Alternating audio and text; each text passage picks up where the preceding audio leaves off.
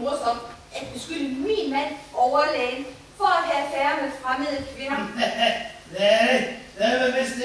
Hvis det nu er 10. gang, at han har en affære med den samme kvinde, så er hun jo ikke fremmed længere.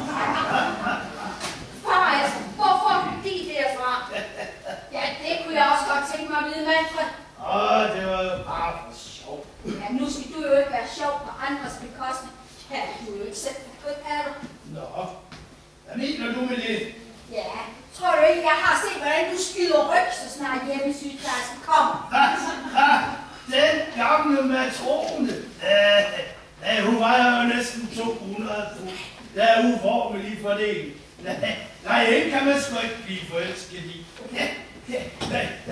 Den går du længere ud på landet med, Anne Hilda. Jeg laver noget mere kaffe, fatter. Ja tak, det vil bare være dig.